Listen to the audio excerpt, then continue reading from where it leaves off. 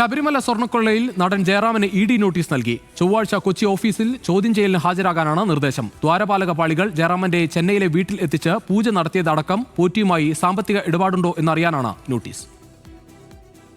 ശബരിമലയിലെ വിശേഷപ്പെട്ട സ്വർണ്ണപ്പാളികൾ പലതും പോറ്റിയും സംഘവും തമിഴ്നാട്, കർണാടക അടക്കമുള്ള സ്ഥലങ്ങളിലെത്തിച്ച് പൂജയടക്കം ചെയ്തതിന്റെ തെളിവുകൾ പുറത്തു വന്നിരുന്നു. സ്വർണ്ണപ്പാളികൾ കാണിച്ച് വൻതോതിലുള്ള സാമ്പത്തിക ഇടപാട് നടത്തിയതായാണ് വിവരം. ശബരിമല സ്വർണ്ണക്കൊള്ളയിലെ സാമ്പത്തിക ഇടപാടുകൾ പരിശോധിക്കുന്നതിന്റെ ഭാഗമായാണ് എൻഫോഴ്സ്മെന്റ് ഡയറക്ടറേറ്റ് നടൻ ജയറാമിനെ ചോദ്യം ചെയ്യുന്നത്. 2019 സെപ്റ്റംബറിൽ സ്മാർട്ട് ക്രിയേഷനിൽ സ്വർണ്ണം പൂശിയ ദ്വാരപാലക പാളികൾ പോറ്റി ജയറാമിന്റെ ചെന്നൈയിലെ വീട്ടിലെത്തിച്ച് പൂജ നടത്തിയിരുന്നു. തമിഴ് നടൻ ജയൻ രവി അടക്കമുള്ള പ്രമുഖരും പൂജയിൽ പങ്കാളികളായി. പൂജ നടന്ന കാര്യം ജയറാം നേരത്തെ സമ്മതിച്ചിരുന്നതാണ്. ശ്രീകോവിലിന്റെ വാതിൽ പുതുക്കിപ്പണിത് ശബരിമലയിലേക്ക് കൊണ്ടുപോകുന്നതിന് മുൻപ് കോട്ടയം ഇളമ്പള്ളി ക്ഷേത്രത്തിൽ നടത്തിയ ചടങ്ങിലും പോറ്റിയോടൊപ്പം ജയറാം ഉണ്ടായിരുന്നു.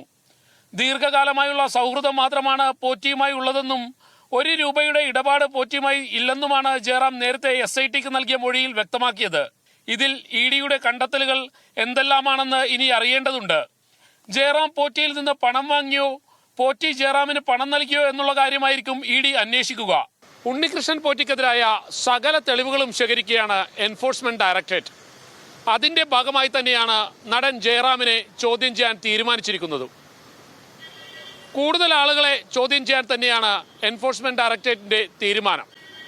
ഷാഹിൻ ആന്റണി, ന്യൂസ് മലയാളം, കൊച്ചി.